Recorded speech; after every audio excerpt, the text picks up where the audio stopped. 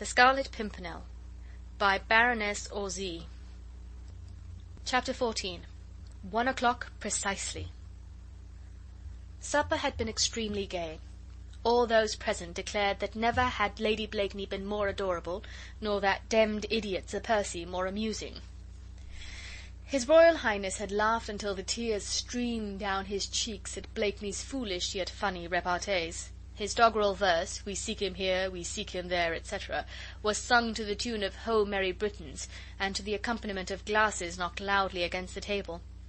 Lord Grenville, moreover, had a most perfect cook. Some wags asserted that he was a scion of the old French noblesse, who, having lost his fortune, had come to seek it in the cuisine of the Foreign Office. Marguerite Blakeney was in her most brilliant mood, and surely not a soul in that crowded supper-room had even an inkling of the terrible struggle which was raging within her heart. The clock was ticking so mercilessly on. It was long past midnight, and even the Prince of Wales was thinking of leaving the supper-table. Within the next half-hour the destinies of two brave men would be pitted against one another, the dearly beloved brother, and he, the unknown hero. Marguerite had not tried to see Chauvelin during this last hour. She knew that his keen, fox-like eyes would terrify her at once, and incline the balance of her decision towards Armand. Whilst she did not see him, there still lingered in her heart of hearts a vague, undefined hope that something would occur, something big, enormous, epoch-making, which would shift from her young, weak shoulders this terrible burden of responsibility, of having to choose between two such cruel alternatives. But the minutes ticked on with that dull monotony which they invariably seem to assume when our very nerves ache with their incessant ticking. After supper, dancing was resumed. His Royal Highness had left, and there was general talk of departing among the older guests. The young were indefatigable, and had started on a new gavotte, which would fill the next quarter of an hour.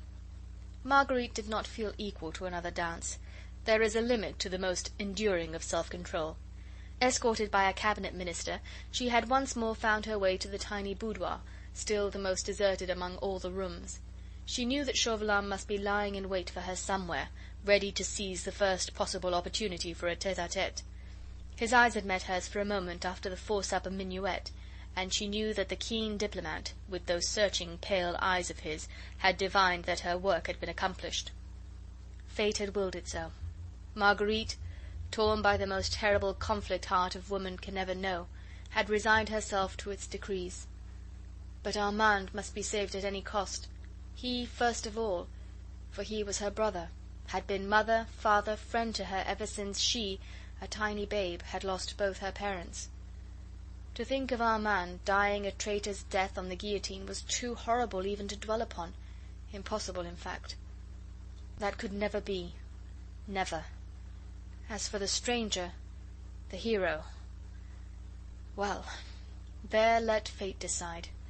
Marguerite would redeem her brother's life at the hands of the relentless enemy, then let that cunning Scarlet Pimpernel extricate himself after that.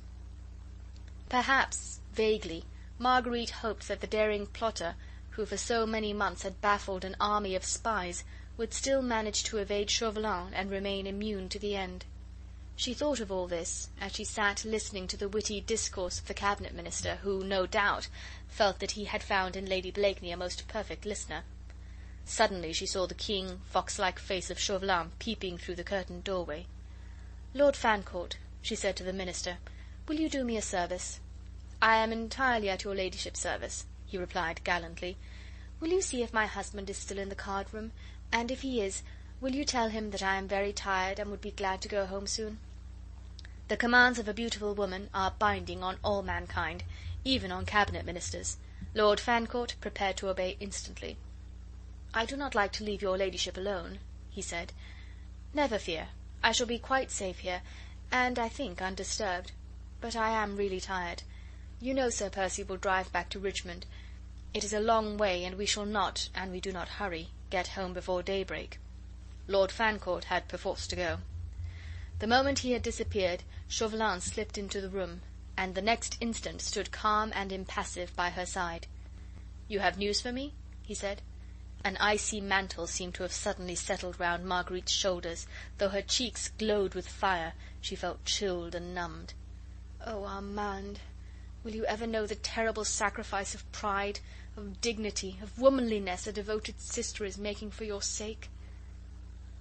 "Nothing of importance," she said, staring mechanically before her, "but it might prove a clue.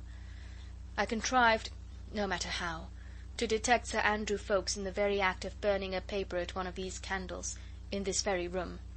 That paper I succeeded in holding between my fingers for the space of 2 minutes, and to cast my eyes on it for that of 10 seconds." "Time enough to learn its contents?" asked Chauvelin quietly. She nodded, then continued in the same even, mechanical tone of voice. "In the corner of the paper there was the usual rough device of a small star-shaped flower. Above it I read 2 lines, everything else was scorched and blackened by the flame." "And what were the 2 lines?" Her throat seemed suddenly to have contracted. For an instant she felt that she could not speak the words, which might send a brave man to his death. "It is lucky that the whole paper was not burned," added Chauvelin with dry sarcasm, "for it might have fared ill with Armand St. Just. What were the 2 lines, citoyenne?" "One was, 'I start myself tomorrow,'" she said quietly. "The other, 'If you wish to speak to me, I shall be in the supper room at 1 o'clock precisely.'" Chauvelin looked up at the clock just above the mantelpiece. "Then I have plenty of time," he said placidly. "What are you going to do?" she asked. She was pale as a statue, her hands were icy cold, her head and heart throbbed with the awful strain upon her nerves. Oh, this was cruel, cruel! What had she done to have deserved all this? Her choice was made. Had she done a vile action, or one that was sublime? The recording angel, who writes in the book of gold, alone could give an answer. "What are you going to do?" she repeated mechanically. "Oh, nothing, for the present. After that it will depend." "On what?" "On whom I shall see in the supper room at 1 o'clock precisely." "You will see the Scarlet Pimpernel, of course." "But you do not know him." "No, but I shall presently." "Sir Andrew will have warned him." "I think not. When you parted from him after the minuet he stood and watched you for a moment or two, with a look which gave me to understand that something had happened between you. It was only natural, was it not, that I should make a shrewd guess as to the nature of that something? I thereupon engaged the young man in a long and animated conversation. We discussed Herr Gluck's singular success in London, until a lady claimed his arm for supper." "Since then?" "I did not lose sight of him through supper. When we all came upstairs again, Lady Portarles buttonholed him and started on the subject of pretty Mademoiselle Suzanne de Tournay. I knew he would not move until Lady Portarles had exhausted on the subject, which will not be for another quarter of an hour at least, and it is 5 minutes to 1 now." He was preparing to go, and went up to the doorway where, drawing aside the curtain, he stood for a moment pointing out to Marguerite the distant figure of Sir Andrew Ffoulkes in close conversation with Lady Portarles. "I think," he said with a triumphant smile, "that I may safely expect to find the person I seek in the dining room, fair lady." "There may be more than one." "Whoever is there, as the clock strikes 1, will be shadowed by one of my men. Of these, 1, or perhaps 2, or even 3, will leave for France tomorrow. One of these will be the Scarlet Pimpernel." "Yes, and?" "I also, fair lady, will leave for France tomorrow. The papers found at Dover upon the person of Sir Andrew Ffoulkes speak of the neighbourhood of Calais, of an inn which I know well, called Le Chat Gris, of a lonely place somewhere on the coast, the Pere Blanchard's hut, which I must endeavour to find. All these places are given as the point where this meddlesome Englishman has bidden the traitor de Tournay and others to meet his emissaries. But it seems that he has decided not to send his emissaries, that he will start himself tomorrow. Now, one of these persons, whom I shall see anon in the supper room, will be journeying to Calais, and I shall follow that person until I have tracked him to where those fugitive aristocrats await him. For that person, fair lady, will be the man whom I have sought for nearly a year, the man whose energies has outdone me, whose ingenuity has baffled me, whose audacity has set me wondering, yes, me, who have seen a trick or two in my time, the mysterious and elusive Scarlet Pimpernel." "And Armand?" she pleaded. "Have I ever broken my word? I promise you that the day the Scarlet Pimpernel and I start for France, I will send you that imprudent letter of his by special courier.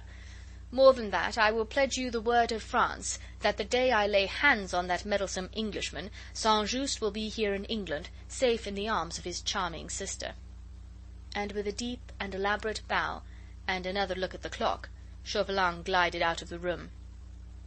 It seemed to Marguerite that through all the noise, all the din of music, dancing, and laughter, she could hear his cat-like tread gliding through the vast reception rooms, that she could hear him go down the massive staircase, reach the dining room, and open the door.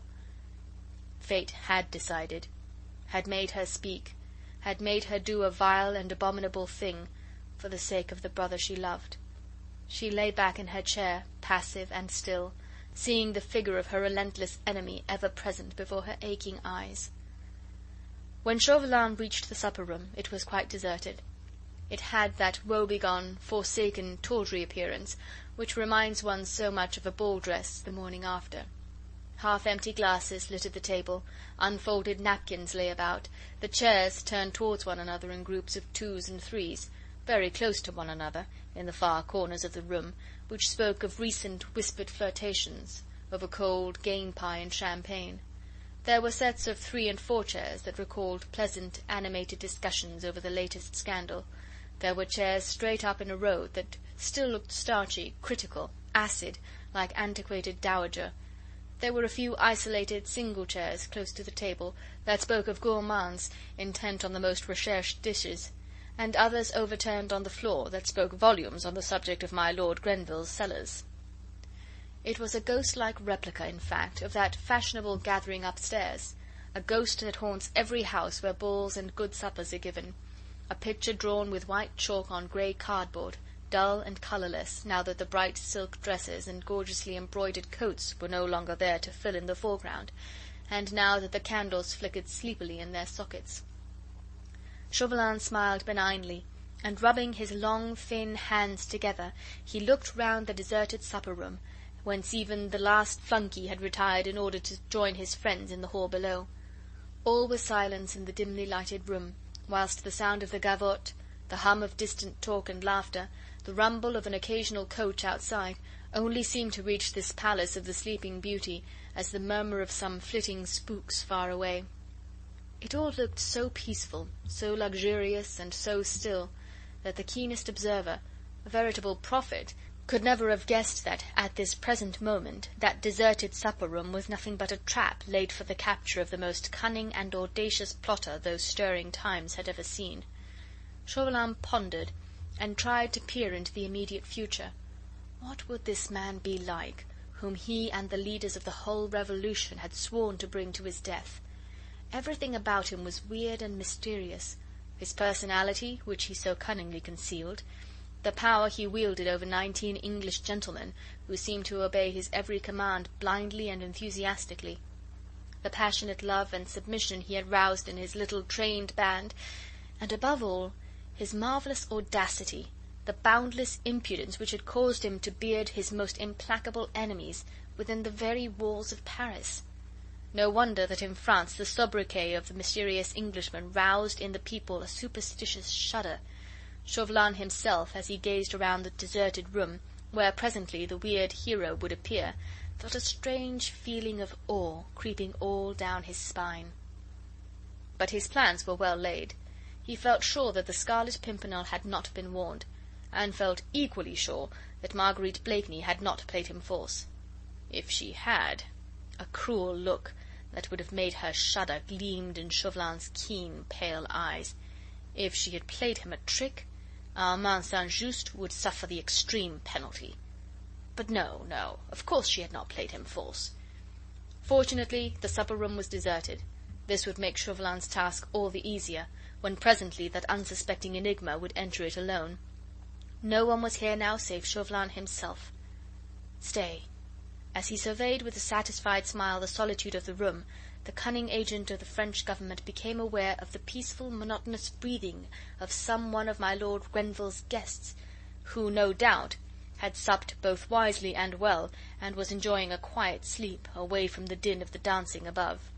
Chauvelin looked round once more, And there, in the corner of a sofa, in the dark angle of the room, his mouth open, his eyes shut, the sweet sounds of peaceful slumbers proceeding from his nostrils, reclined the gorgeously apparelled, long-limbed husband of the cleverest woman in Europe.